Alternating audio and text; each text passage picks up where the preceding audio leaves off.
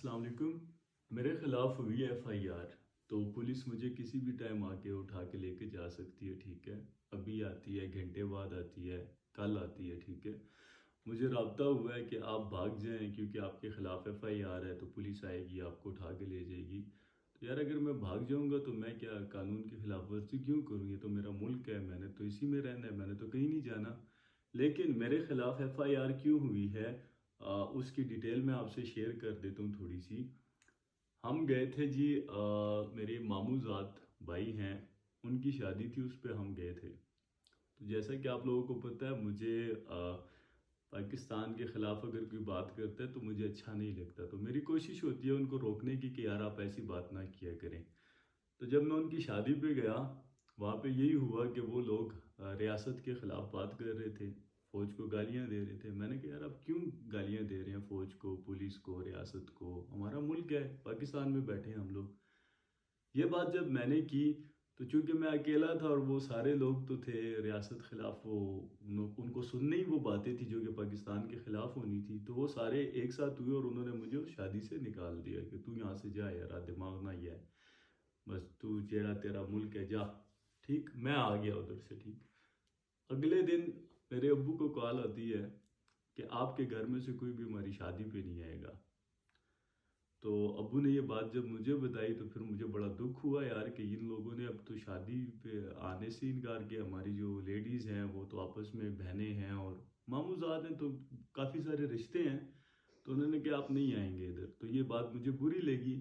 تو پھر میرا ان کے ساتھ تھوڑا سا پیسوں کا لین دین تھا. میرے کچھ 7-8 لاکھ روپے دینے تھے انہوں نے پچھلے 2 سال پہلے, لیکن وہ اپنے لوگ ہیں تو میں نے کبھی مانگے نہیں ان سے پیسے. لیکن ایسا ہوا کہ جب انہوں نے لا تعلقی کا اظہار کیا ہمارے ساتھ, ٹھیک ہے, تو پھر میں نے ان کو بولا کہ یار وہ پیسے دے دیں مجھے, میرے پیسے واپس کر دیں. تو جب میں نے پیسوں کی بات کی اس سے 10 منٹ بعد, ٹھیک ہے, پہلے تو انہوں نے پیسوں سے انکار کیا. جب ان پہ ثابت ہو گیا کہ انہوں نے پیسے دینے ہیں, انہوں نے اپنے کچھ دوست ہیں, ٹھیک ہے, انہوں نے مجھے واٹس ایپ پہ گالیاں دینا شروع کر دی, ننگی گالیاں, ماں بہن کی گالیاں. ٹھیک ہے, یہ میری درخواست ہے, میں پولیس کے پاس لے کر گیا تھا. یہ ان کے نمبرز ہیں, ان کے اسکرین شاٹس ہیں, ان کے میسیجز ہیں جن میں میری ماں کو ننگی گالیاں دی گئی ہیں. ٹھیک ہے, پھر اس کے باوجود میں نے کچھ نہیں بولا تو وہ لڑنے کے لیے بائی روڈ پر آ گئے ڈنڈے لے کر. تو اس کی بھی میں ویڈیو دکھاتا ہوں آپ لوگوں کو, ذرا آپ سنیں اس چیز کو اور اس کے بعد پھر فیصلہ کرتے ہیں. ٹھیک ہے, وہ روڈ پہ آ گئے اور مجھے لڑنے کے لیے بلا رہے تھے. یہ ہیں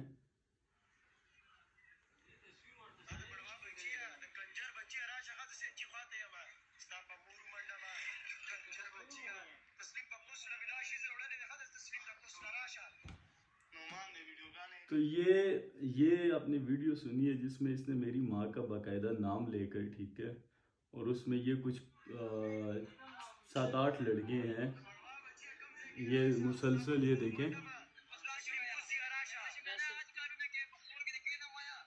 ٹھیک ہے, تو یہ کچھ 7-8 لڑکے تھے, یہ روڈ پہ کھڑے ہو کر میری ماں کا نام لے کر باقاعدہ ننگی گالیاں دے رہے تھے اس کو, اور مجھے اکسا رہے تھے کہ میں ان سے جا کر جنگ کروں, لڑائی کروں. تو یہ بات میں نے کافی ان کو میسیجز کیے کہ پلیز آپ, یہ میرا میسیج بھی ہے کہ آپ گالی مت دیں اور فالتو میں قانون کو ہاتھ میں نہ لیں. ٹھیک ہے, انہوں نے قانون کو بھی گالی دی, انہوں نے عدالت کو بھی گالی دی.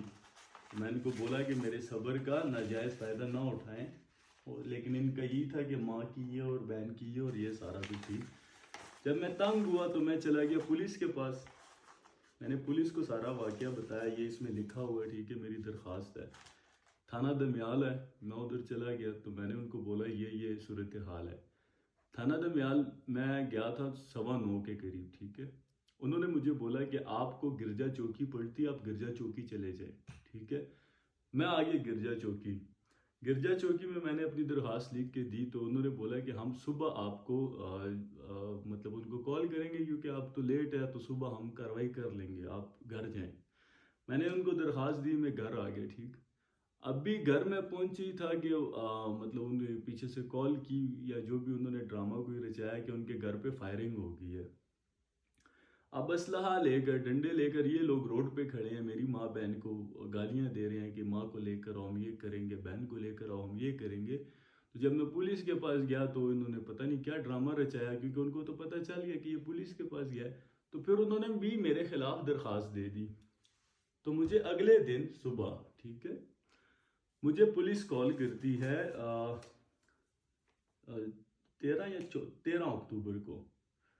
13 अक्टूबर को मुझे कॉल करती है पुलिस, ठीक है, कि आप थाने आ जाएं, आपके खिलाफ दरख्वास्त है कि आपने फायरिंग की है किसी के, मेरे खिलाफ नहीं, मेरे छोटे भाई के खिलाफ दरख्वास्त दी थी। नवीद मेरा छोटा भाई है, कि उसने फायरिंग की है और आप आ जाए थाने। मैंने कहा ठीक है। तो ASI इमरान भाई हैं थाना दमियाल के, मैं उनके पास पेश हो गया जाके। उन्होंने कहा जी इस तरह ये दरख्वास्त आई है कि आपके भाई नवीद ने किसी के घर पे जाके फायरिंग की है, ठीक है। मैंने उनसे पूछा किस टाइम का ये वाक़या है। तो उन्होंने मुझे टाइम बताया कि ये 10:30 बजे ये वाक़या हुआ है कि आपके भाई ने वहाँ पे आके फायरिंग की है। तो उन्होंने 15 पे कॉल चलाई। मैंने कहा ठीक। मैं अब उधर पेश था तो उन्होंने मुखालिफ पार्टी को बुला लिया, जो कि मेरे मामूजाद कज़न भी हैं, वो लोग आए सारे, वो आ गए, ठीक है, काफ़ी सारे। जब वो आए तो उनसे मैंने फिर, उनके पास वो कुछ मौलवी भी थे, उन्होंने आते ही कस्में खाना शुरू कर दी, कुरान पे हाथ रखने की बात की कि हम कुरान पे हाथ रखते हैं, हल्फन कहते हैं कि हमने नवीद को देखा कि उसने हमारे घर पे फायरिंग की। तो फिर मैंने उनसे ये अर्ज़ किया कि आप मुझे बताएं कि आपने किस टाइम देखा मेरे भाई को। उन्होंने बोला कि हमने 10:30 पे देखा आपके भाई को। मैंने 10 बजे से लेकर 10:30 तक, क्योंकि मेरे घर में कैमरे लगे हुए हैं, ठीक है, तो मैंने वो कैमरे की रिकॉर्डिंग उनको दिखा दी। 10 से लेकर 11 बजे के दरमियान की जितनी भी थी, उन्होंने 10:30 की बात की। वो मुसलसल जिसका वो नाम ले रहे थे, नवीद का, इम्तियाज़ का, नवाज का, वो सारे घर में बैठे हुए थे, ठीक है।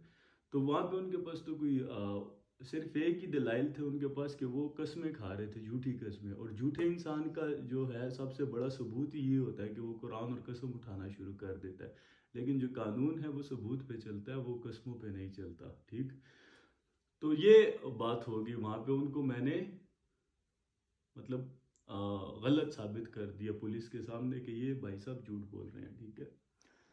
मैंने फिर उनसे सुलह करनी चाहिए, मैं गया भी इसीलिए था कि चले हमारे बुजुर्ग हैं, उनके बच्चे अगर आ गए हैं, ठीक है, 25-25 साल के वो लड़के हैं, डंडे लेकर आ गए हैं, लेकिन चले हमारे बुजुर्ग हैं।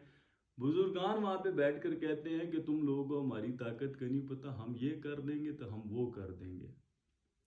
जब उन्होंने ऐसी बात की तो मैंने पुलिस को बोला, क्योंकि ये वीडियो का मामला है इस दरख्वास्त में, क्योंकि वीडियो है, वॉइस मैसेजेस हैं, तो ये साइबर क्राइम के थ्रू आता है, ये FIA का केस बनता है। तो मैंने पुलिस को बोला मेरी दरख्वास्त मुझे वापस दे दें, मैं इन लोगों पर साइबर क्राइम के ज़रिए केस करना चाहता हूँ, और मैं देखना चाहता हूँ कि ये कितने ताकतवर हैं, जो कानून को हाथ में लेते हैं, रोड पे खड़े होकर किसी की माँ बहन को रंगी गालियाँ देते हैं, और फिर वो लोग चैलेंज भी करते हैं आम आवाम को, ठीक है। तो मैं इनको देखना चाहता हूँ साइबर क्राइम में, और इनको मैं अदालत लेके जाना चाहता हूँ। तो पुलिस ने कहा आप इनसे सुलह कर ले। मैंने कहा कोई सुलह नहीं है, इनके साथ मैं कानूनी कार्रवाई करूंगा, ठीक।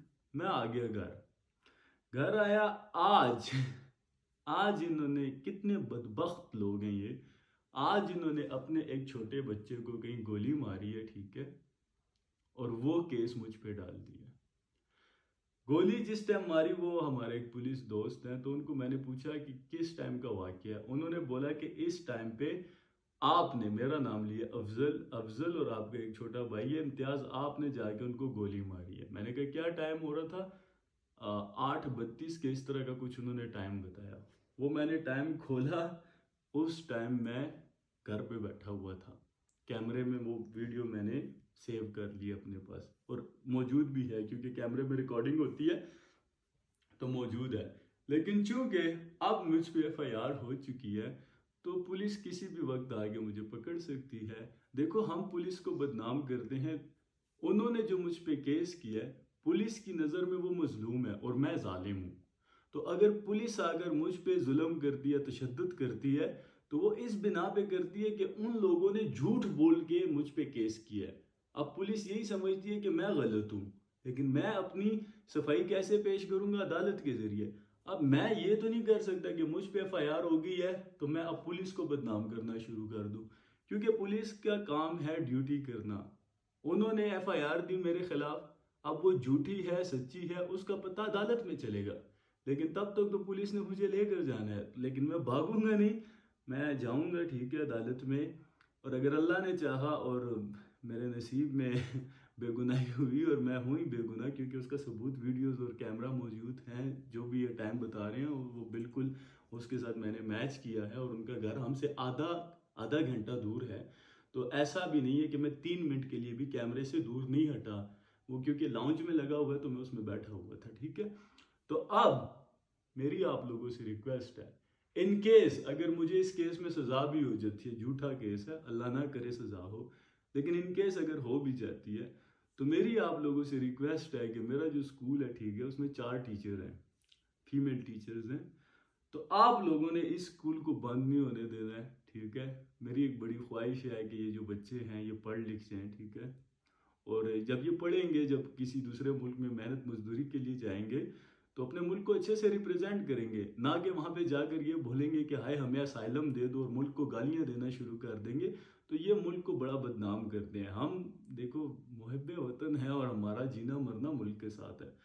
تو یہی میں کہہ رہا ہوں، ہو سکتا ہے یہ میری لاسٹ ویڈیو بھی ہو اگر وہ مجھے لے جاتے ہیں تو پھر ایک گولی انہوں نے ماری ہے بچے کو، اور ان کو بدبختوں کو اتنی شرم نہیں آئی کہ یار کس منہ سے ہے، کیسے ہمت کر لیا آپ نے اپنے بچے کو گولی مارتے ہوئے.